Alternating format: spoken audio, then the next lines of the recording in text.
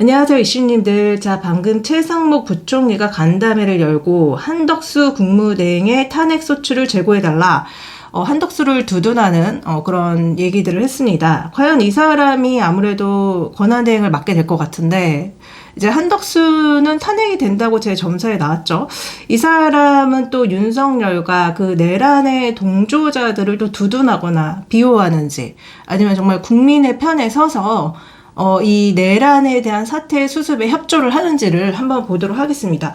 우선은 이 사람은 어떤 사람인지 한번 볼게요. 믿을 만한 사람인지 한번 보겠습니다.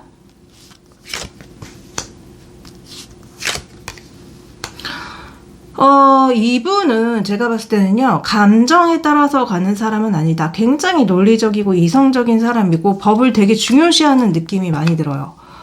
그래서 칼이 너무 많이 나온다.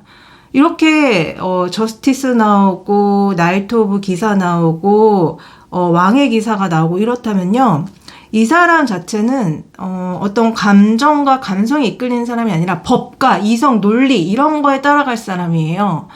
그래서 좀 뭐라고 해야 될까? 그러니까 국민 감정에 과연 동조를 해줄 수 있을까라는 의심이 약간 드는데, 이 사람이 현재 윤석열에 대한 마음과 한덕수에 대한 마음과 국민에 대한 마음이 뭔지 한번 보도록 할게요. 우선 윤석열에 대한 마음.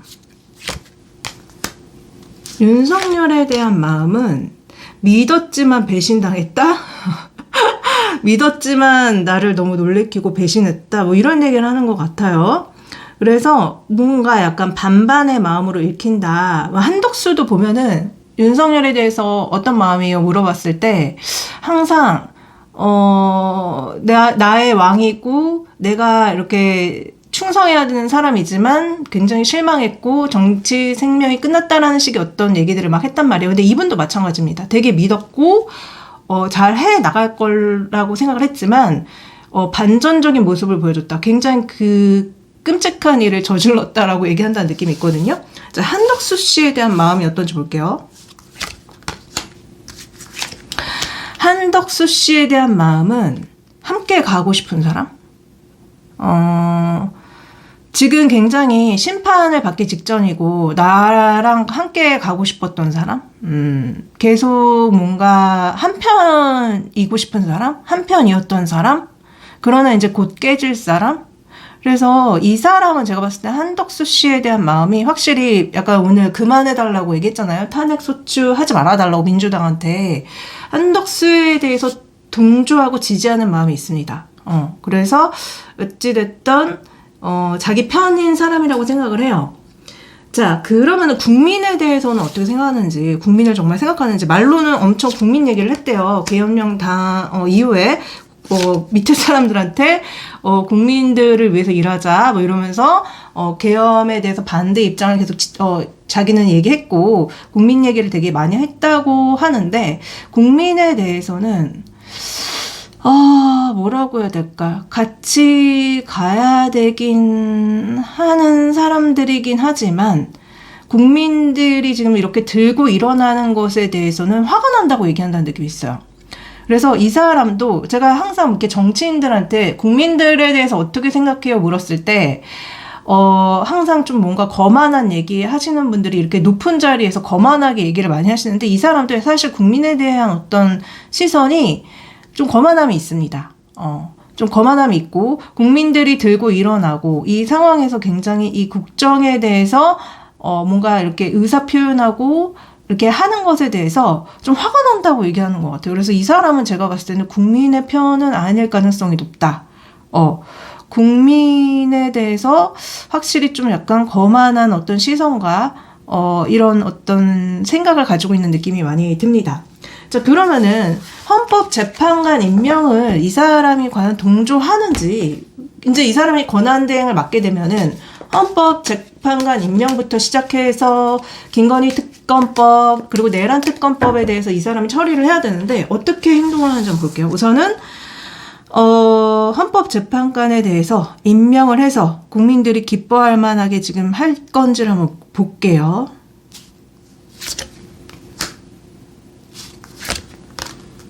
이 사람도 한덕수랑 비슷한 사람이야.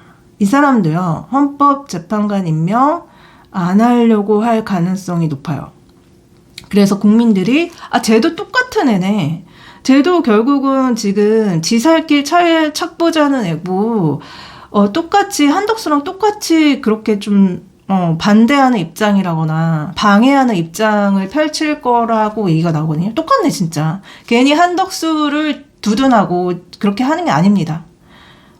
그래서 똑같이 국민들이 열받는 어떤 짓을 한다. 그러니까 한마디로 동조를 안 하고 그런 느낌으로 나옵니다. 자, 그러면 특검법에 대해서도 한 번 더 물어볼게요. 자, 내란 특검법에 대해서는 어떻게 행동하죠? 내란 특검법에 대해서 국민들이 원하는 어떤 내란 특검법은 빼도 박도 못하기 때문에 아마 국민들이 원하는 대로 해줄 가능성이 높다. 이거는 제가 한덕수 씨의 속마음을 물었을 때도 한덕수 씨도 내란 특검법에 대해서는 통과시킬 가능성이 높다고 되게 많이 나왔었거든요. 근데 이 최상목도 비슷합니다.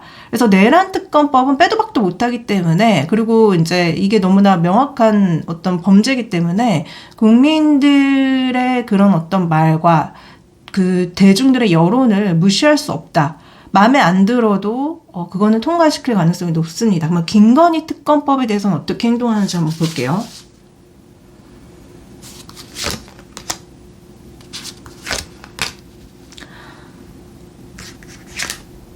자, 제가 봤을 때는요, 김건희 특검법도 결국은 이 사람은 통과시킬 것 같아요.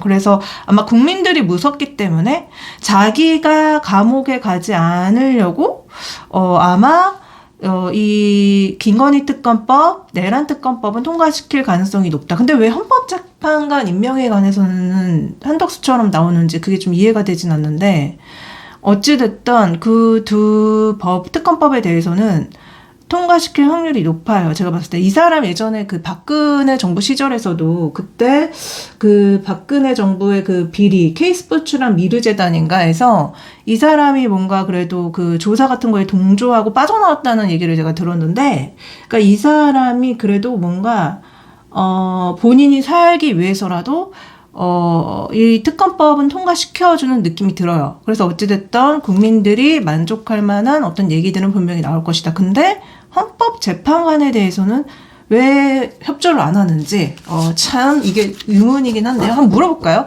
왜 헌법재판관에 대해서는 방해를 하는 것처럼 나오는지 한번 물어볼게요. 이유.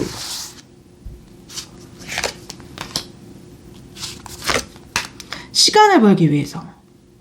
시간을 벌기 위해서고, 그 대통령의 탄핵을 늦추기 위해서라고 얘기하는 것 같아요. 그러니까 약간 윤석열을 보호해주고자 하는 마음이 없지 않아 있다, 분명히. 그리고 자기의 어떤 그 처벌에 대해서도 이렇게 늦추고 싶은 마음? 만약에 진짜 윤석열이 탄핵이 되면 이제 나머지 사람들도 다 이제 처벌 받을 일밖에 없잖아요. 그래서 뭔가 시간을 벌고 자기의 어떤 위치라던가 이런 것들을 벌기 위해서, 뭔가 살 길을 궁리하기 위해서 헌법재판관 임명을 늦추는 거라고 합니다. 역시 믿을 만한 사람이 아니다. 역시 이 사람도 거의 뭐 한덕수랑 비슷하고, 그러나 한덕수랑은 좀 다르게 특검법에 대해서는 이 사람이 권한대행을 했을 때 통과시켜주는 느낌은 있습니다. 네, 하여튼 제 영상이 여러분들한테 많은 위로가 됐길 바라면서 저는 또 다음 이슈들에 대해서 또 다시 돌아오도록 하겠습니다. 항상 감사하고 사랑해요. 안녕.